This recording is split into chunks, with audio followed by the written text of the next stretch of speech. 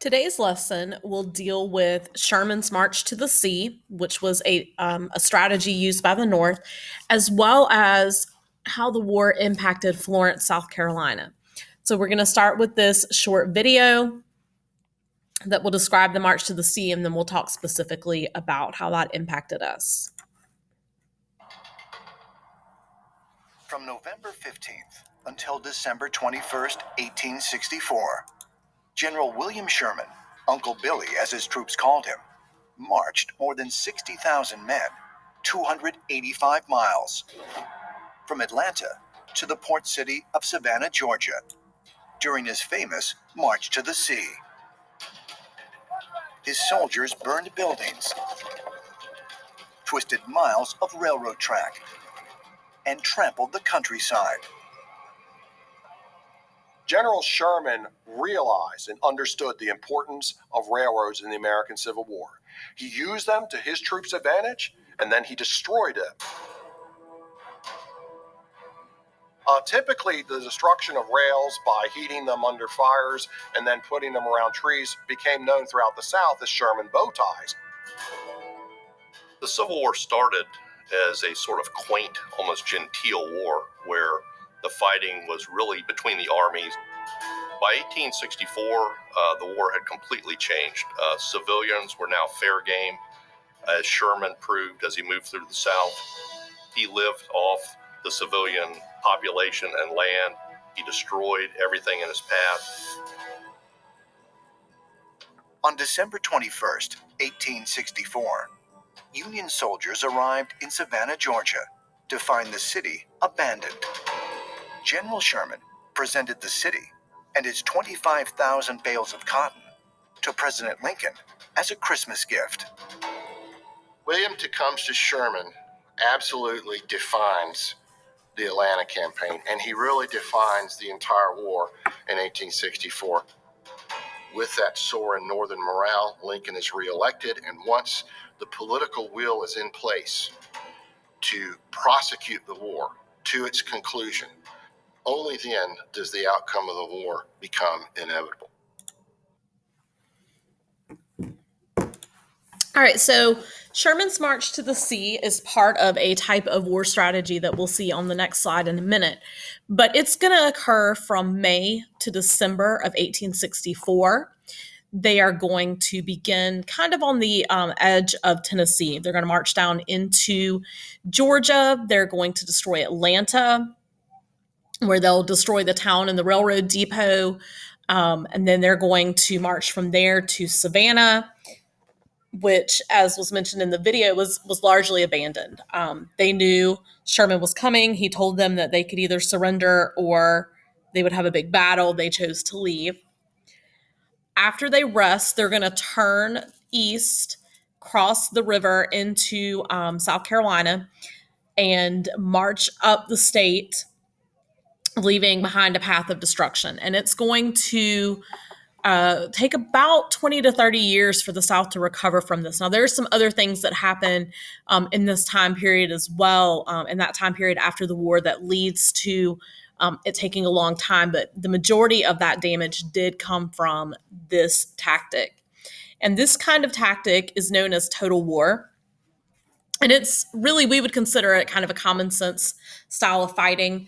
However, in this time period, it was very ungentlemanly, so to speak, to use this type of war. And that's also kind of alluded to in the video. So basically, in total war, you destroy anything that could be used by the enemy. You're going to burn all crops, destroy livestock, and anything else that would be useful to enemy troops. Destroy munition factories. That's where they're making bullets and things of that nature. Railroad lines, arsenals, shipworks, etc., to prevent soldiers from defending themselves. You're going to burn homes to prevent civilians from not only helping the enemy, but to make them suffer.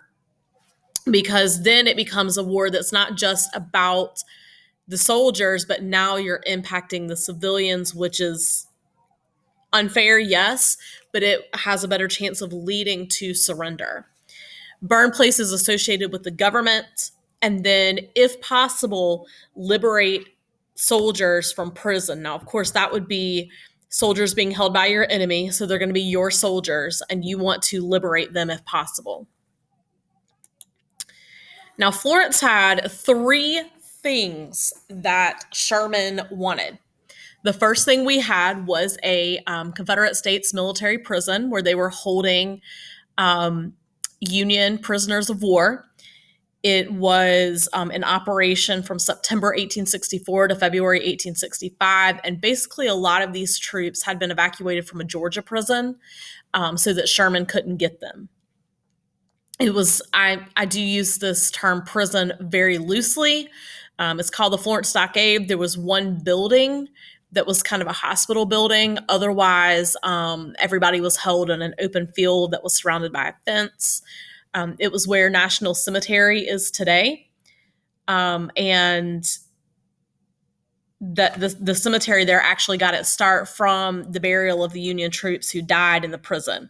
About 18,000 prisoners were held there, with about 2,800 soldiers dying in the time it was open. That was about 20 to 30 per day. There was a lack of food. The Confederates themselves didn't have a lot of food, so they're not going to waste food on their enemies. You had basically what you came in with. And so there will be soldiers who their clothes have basically rotted away by the time the war is over. We also have the Confederate Navy Yard at Mars Bluff. So this is out past Wilson High School on the PD River. It was a Navy Yard where they were trying to build blockade runners, smaller ships that could get between the large Union ships through the blockade. They could, get supplies from maybe Europe or maybe South America, get back in, but also they could be used, they would have cannons on them. They could be used to fire on the Union blockade. There was one built here, and there was one that was actually at the Navy Yard when they heard Sherman was coming, called the CSSPD, which you see in the picture.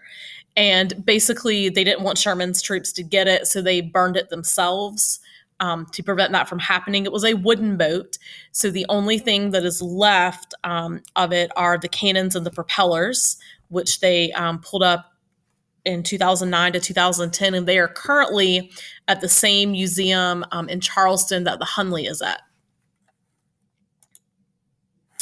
And then the final thing was we had two major railroads that came through Florence. And so Sherman wanted to destroy those two lines to prevent supplies and troop movement. And so this is going to lead to what's known as the skirmish at Gamble's Hotel.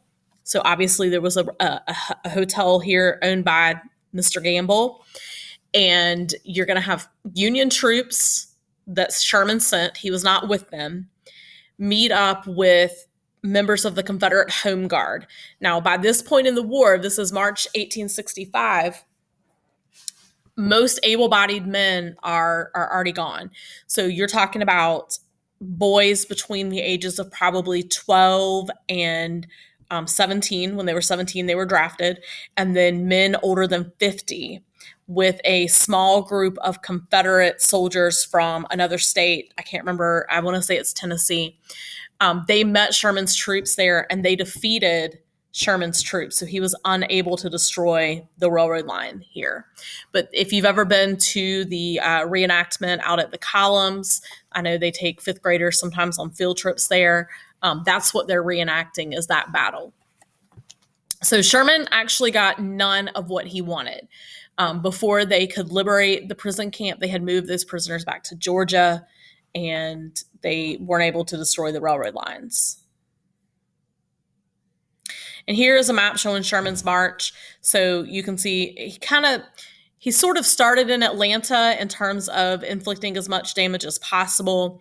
But he had come out of Tennessee. He had actually been in Chattanooga, down to Savannah, then up Columbia, and then up into North Carolina, which is where he's going to end the war, is in North Carolina. He's going to accept another Confederate general's surrender about 2 weeks after Lee surrenders to Grant.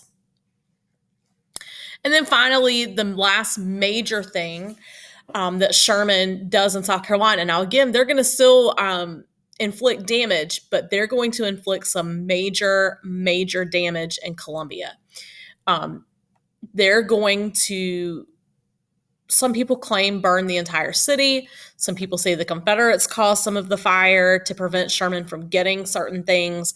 But regardless, at the end of the war, the majority of Columbia had significant war damage, both from cannon fire as well as actual fire. And basically, he wanted to inflict as much damage on Columbia as possible. South Carolina was the state that started the war in the minds of everyone at that time period by being the first state to secede, as well as where Fort Sumter was held. And he felt that they deserved the most damage. And so they definitely fired on the State House a lot. You can still see the cannonball marks on the State House, and just destroyed other things. There was an arsenal there that had weapons in it that supposedly Sherman burned, but some people now think the Confederates destroyed it to prevent the Union from getting those weapons. And then from there, like I said, he went up into North Carolina.